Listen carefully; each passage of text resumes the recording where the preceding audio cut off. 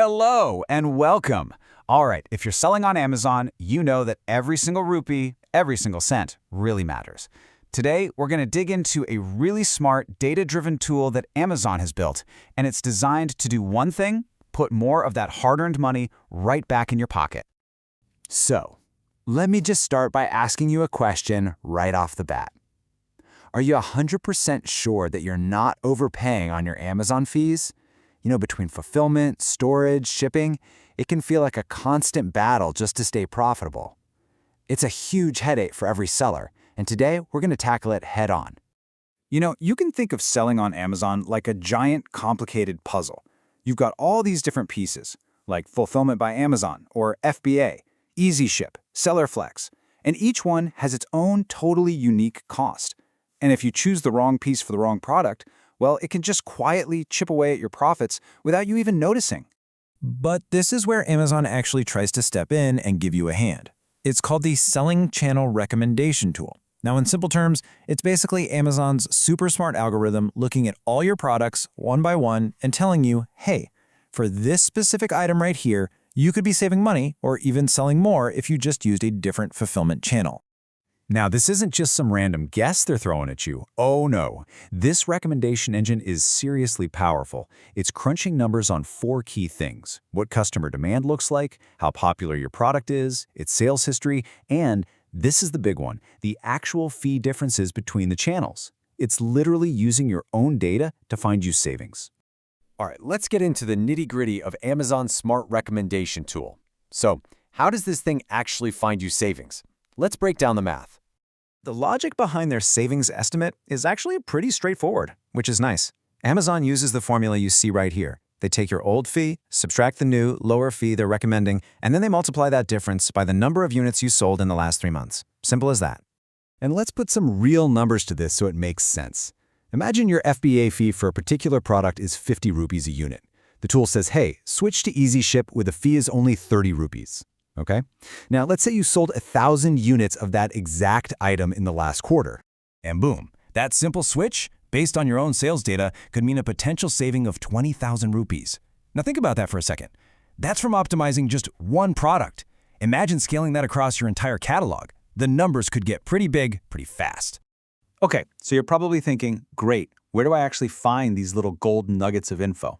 Well, Amazon makes it pretty easy. They'll pop up right there on your Seller Central dashboard, and they'll also shoot you weekly emails summarizing everything, so you're going to want to keep an eye on both. Moving on to our next section, calculating your potential savings.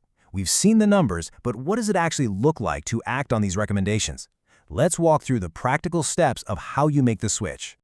Generally speaking, you're going to see 2 main types of recommendations. The first one, over on the left, is to move a product out of FBA. This is usually for a slower-moving item where those FBA fees are just too high. The second, on the right, is the opposite, moving a hot-selling product into FBA to get that Prime badge and really boost your sales.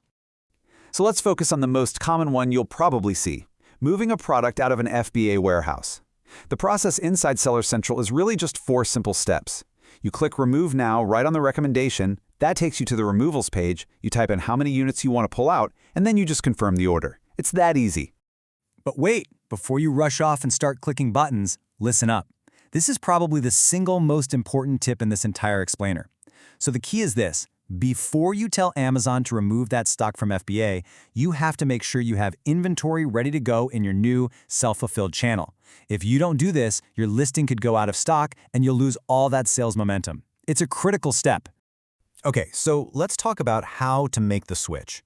It all sounds pretty great so far, but this wouldn't be a proper deep dive if we didn't look at the fine print. We've got to be realistic about what Amazon is and is not promising you here. Which brings us to the big question, the one that every single seller should be asking themselves before they make a move. Are these savings actually guaranteed? And the short answer is a flat no. Amazon's recommendation is a super educated guess, a projection based on past data. It is not a guarantee of what's going to happen in the future. And that's because your actual savings are out there in the real world, subject to all the chaos of the market. Who knows? Future customer demand could totally change. A competitor could slash their prices. You might decide to adjust your own strategy. Just remember, this tool is only a suggestion. At the end of the day, you're the one in charge. You make the final call. And there's another really crucial factor you have to weigh in your decision. When you decide to move your products out of an FBA warehouse, it's not free. You have to pay removal fees for every single unit you take out. For instance, let's say you're removing 500 units, and the removal fee is 10 rupees per unit. Well, that's a 5,000 rupee cost you've got to pay up front, right out of your pocket. You need to factor that cost into your math to see if the long-term savings are really going to be worth it. So, moving on to our next section. What Amazon doesn't guarantee. Let's try and put all of this together. How should you really think about this tool as part of your business strategy? It's time for a quick recap. This table here sums it all up perfectly. At its core, the tool is just suggesting a better fulfillment channel. The whole benefit is to save you costs or help increase sales. But remember, it is completely optional, not mandatory, and it's all based on your own sales data. But the key risk, and you got to remember this, is that those savings are absolutely not guaranteed. And finally, our last section, your final takeaway. So what do you do with all this information? The best way to think about it is this. Treat the selling channel recommendation tool like a powerful advisor, not like an absolute command. Use its data as the starting point for your own analysis. And that leaves us with one final thought. I want you to go look at your dashboard, check your email, really look at your products, your fees, your sales velocity. Ask yourself, which of my products is quietly costing me money right now? And which one is just sitting there, waiting for the right fulfillment channel to really, truly take off? The answer could be waiting for you right now.